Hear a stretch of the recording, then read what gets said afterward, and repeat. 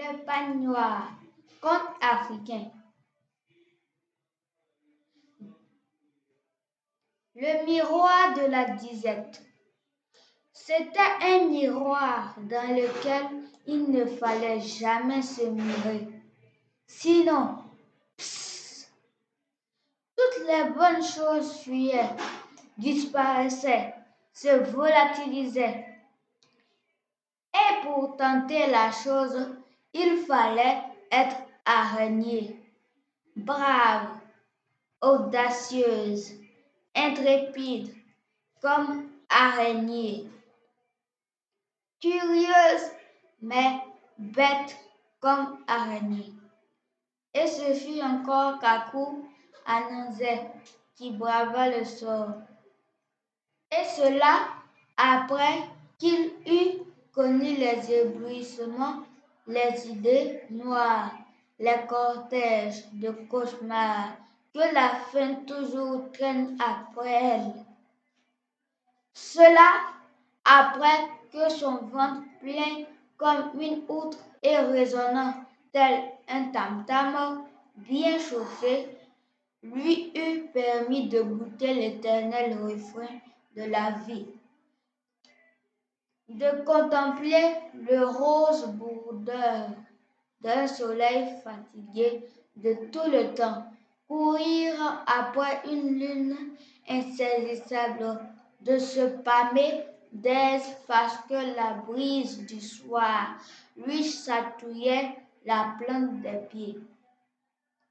Ce soir-là, elle lui chatouillait tellement la plante des pieds que lui entra dans le cou, dans les oreilles, que la brise se fit séduisante, ensorceleuse, à tel point qu'il se dit pourquoi ne pas me mirer dans le miroir? Ah! Je vous entends, vous écriez. Faut-il donc être un parfait idiot pour en arriver là? Pardon. Et nous? Et nous autres qui tout le temps analysons notre bonheur, démontons nos jouets pour en voir le mécanisme, ne sommes-nous pas logés à la même enseigne? En fait de curiosité. Et puis, sachez et comprenez une fois pour toutes qu'on n'est pas un idiot lorsqu'on se nomme Kakou Ananzé.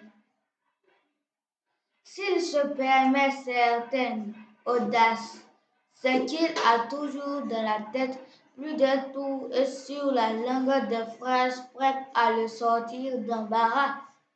Ha! Non, l'on ne prend pas comme cela, Kakou Ananzé. Les anciens, pour l'avoir, se mettaient par 10, par 20, par 100.